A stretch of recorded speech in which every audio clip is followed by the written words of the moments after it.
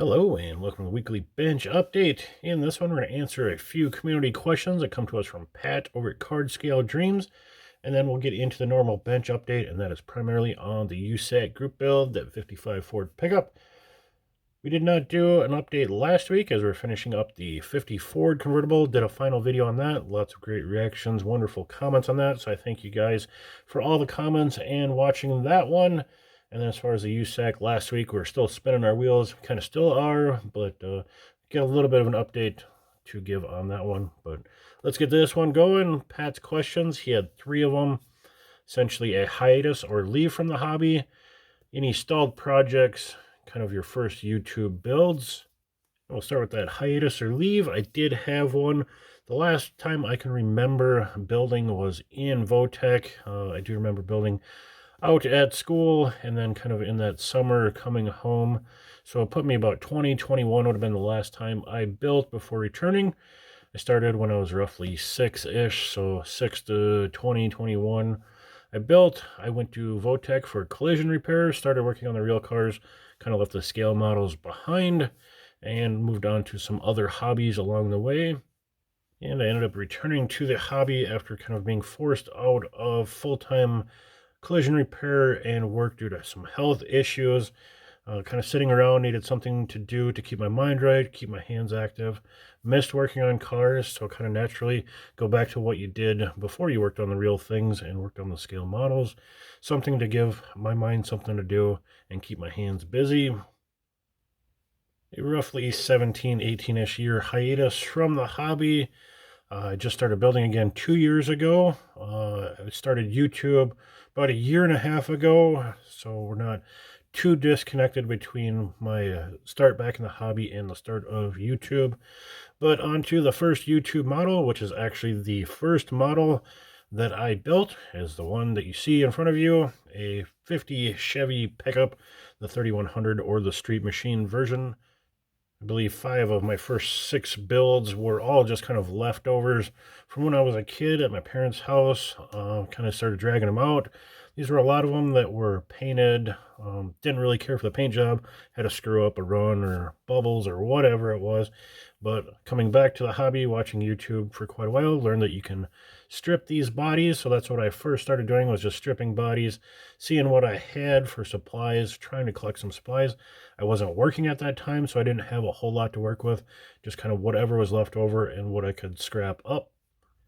So this was my first build back to the hobby, and it was actually my first build on the channel. My second video after my intro video was kind of a final on this. I did this for a few cars. Give you a quick look around. If you haven't seen that one, you can go check it out. The paint is just the old testers that had gone flat. I decanted it, airbrushed it, and then just hand brushed it with some gloss black.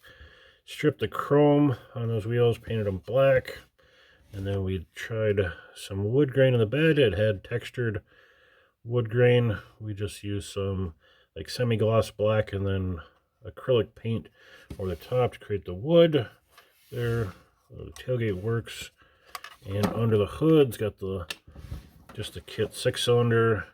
Still had some wire, some floral wire from when I was a kid doing spark plug wires. Turned out pretty nice. Something to knock the rust off. Hard to see inside. Kind of a flat gray interior. If you'd like to see more, there's obviously a final on this one at the beginning of my channel. Then we had completed a few builds kind of as I started YouTube. And then this would be my actual first complete YouTube build, and that would be for the cancer awareness group build. It's the AMT 3-in-1 customizing boat. Again, for the cancer awareness, I did this for a tribute to my grandfather, liver cancer, and that's where the emerald green is. This one turned out pretty nice. I really enjoyed it. Had a few hiccups, of course, but we even got some green flocking, pearl white seats, some dates there, decals, and stuff over there. Trailer looks pretty cool. Again, final videos on this if you'd like to see more on that guy. So that kind of answers our first YouTube videos or builds. If 50 Ford was the actual first one seen on the channel. The boat was the first one I fully built while being on YouTube. And then there was a few that got finished while I started. Now on to stalled projects. I'll try to keep it in order. Kind of the first one would be this guy. This is an Outlaw kit. This would have actually been my first completely new kit that wasn't a rebuilder. Again, the pearl white. I love that craft acrylic pearl white. And that's just craft acrylic gold airbrushed on, and then topped off with Rust-Oleum clear. Same with the engine, just craft paints and clear, chrome front end. And what stalled this guy was just getting it done, and I dropped it and snapped the front end off, and just kind of stopped it dead in its track at that point. So that is my stalled project. Sometime I will eventually do this one, finish it up, maybe get a new frame, suspension. I do have another Outlaw kit, but I'd like to build that one as the actual Outlaw. This was the Outlaw Robin Hood Fink. So it doesn't come with normal wheels and tires or any kind of decals. So I was just kind of doing my own thing with it with the gold and pearl white. So that one is stalled due to suspension or axle issues. And the next stalled project is the Moon Eyes Dragster. Picked this kit up when it came out. Super excited for it. Started doing research on it, getting some reference photos to try to do it as proper as I could. And then right away I realized that this dragster has kind of a wrong front end. Kit comes with just a straight bar axle, where on the painting of this has a better representation of the real car with that thin round drop axle. So that kind of led me down to things trying to adjust the ride height. I don't even have an axle for it yet, but knew that the chassis would have to be different. Doing research online, found the right axle. The primered one is the Moon Eyes. You can see the location of the axle mount, and this red one's a little bit lower, so when you get that drop axle, it keeps the ride height normal and it's not kind of nose down.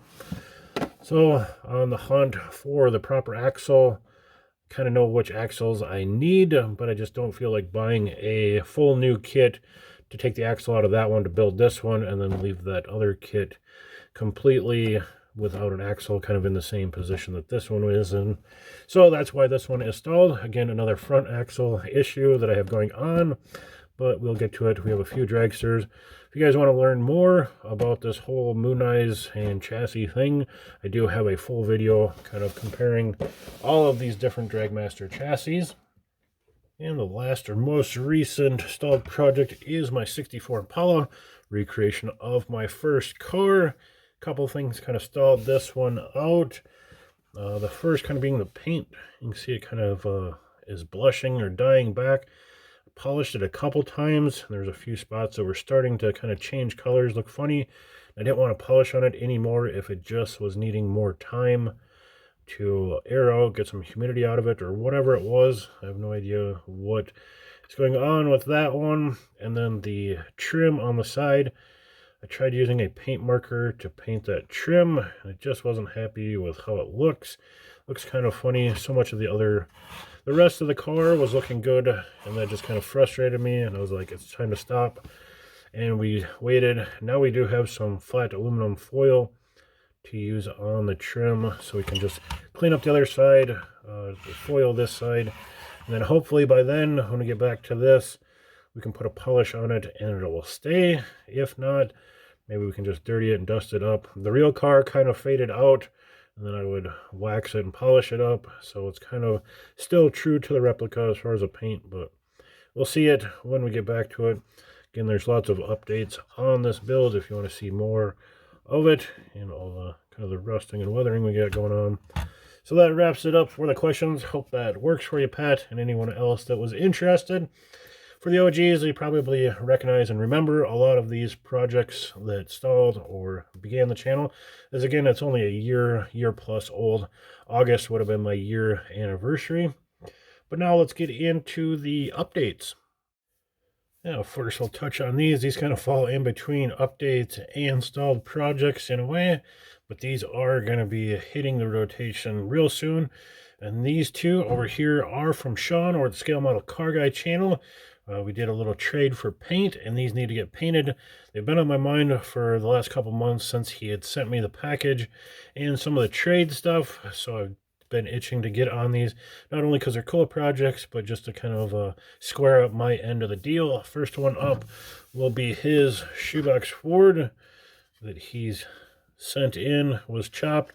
This was the way he got it, I believe, if I remember right. We'll probably just clean up maybe a little bit of that in there, and then we can start painting this one up. I can give you a hint. It's going to be a candy green, but you'll have to stay tuned, likely to his channel. I don't think I'm going to show any of this on my channel until he gets it, and then I can kind of show the painting videos. The second one is going to be kind of a buddy build. We have two of these early AMT Apaches, one for him, one for me. I am going to paint these up kind of as a twin or cousin type paint job. I think we might get a little custom with the paint. Fully haven't committed to it until we can kind of see what we need to clean up. Hopefully, like those emblems can still be worked with. We'll be keeping that beautiful patchy trim on the side and go from there. But these are kind of the next upcoming paint jobs. You might not see them on the channel for a couple months until Shawn is ready to show them, or we start working on the buddy build. We just want to put that out there, that there are other projects going on in the background. Now on to this nightmare or beautiful disaster. Some people even call it a USACC group build. But at this point, it's going to be about a 10% chance that this thing makes it, let alone even to the deadline. I had high hopes when I started matching the kits up. They had spot-on wheelbases, so I thought I was going to have a really good run at this. It looked like the cage was kind of work from initial mock-up and all that, but things said otherwise once I started putting things together. The thing with the wheelbase, they are spot-on, but where like the center line of the cab is totally different. The Ford's got the big front-end overhang, much bigger cab and a shorter back end, where it's kind of the opposite on the Chevy race truck. Kind of has the longer bed, the shorter cab, and all of that. So trying to find a happy medium in the middle has been quite the task, especially when there's a dozen parts to this body, and along with the wide body kit. So it's been quite the journey so far. I don't even know where to start. Let me just talk about the cage. I thought the cage was going to work. We did kind of cut all of the cab apart to try working on the cage. I really wanted to use these door bars and all that with the padding on there. I thought that would give me a nice head start as far as the whole cage work, but it's just not going to work out. Although the widths are the same, just the way the whole body runs just wasn't going to work, because the Ford goes straight up, kind of tips in, and then goes straight up again for the most part, where the Chevy kind of rolls and then tapers up like a triangle, and I just can't get none of that to possibly work. So we're going to have to create a whole separate cage for this truck. So that's going to be a lot more work, and going to kind of push that deadline. Along with, let's see, where do we go here? We'll talk about the bed. Since we had to kind of adjust the center line, we had to adjust the bed as far as the wheel wells and all of that. And then we also took like 3 millimeters out of the bed, shortened it to kind of create a more symmetrical length where the center of the wheel was going to be. Otherwise we just have like a huge overhang out the back and the fender's way up forward. And kind of give you a reference, I still have to cut the chassis part down to get these mounted up. Give you an idea of where the fender would be way up front in the box, and then I'd have a huge overhang. Kind of took some of that out to make it look a little more normal. Again, with so many pieces, it's been kind of a challenge to do all that. Speaking of pieces, I thought there would be a better chance between the 50 and the 55 parts as far as the wide body kit. But apparently there's a way more curve in the fenders of the 50 than there is in the 55. So when I put these flares on, there was a huge gap across the middle. These were just bananaed out. like at least a 1/16 of an inch, maybe even closer to an 1/8. So I soaked them in alcohol for a couple of days. I already had them pinned, like as far as location, so I could reference my wheel center line. But soaked them in alcohol, that softens them up, makes them a little rubbery. Taped them to the fenders and let them dry out. And they've kind of held that flatter pattern. So I'm happy that we at least got that accomplished. It gives us a little bit of a breathing room on that part. But the 50 Ford being a lot narrower, I thought I could just kind of roll the fenders under, kind of like a custom, to make the whole front end work, but it just wasn't going, and we're going to have to give some width to the front end, roughly 1 millimeter or maybe even 1.5 millimeters, but we'll have to get to that once we kind of get everything put into place. And to do that, we cut this all apart. This is where the bed was and all that. Cut that out so I could take these bed sides and be able to mount them somewhere here in the front, create my whole bed frame on this, and then get it down to just 2 pieces between the bed and the cab, and then match it up to the chassis and start trimming from there.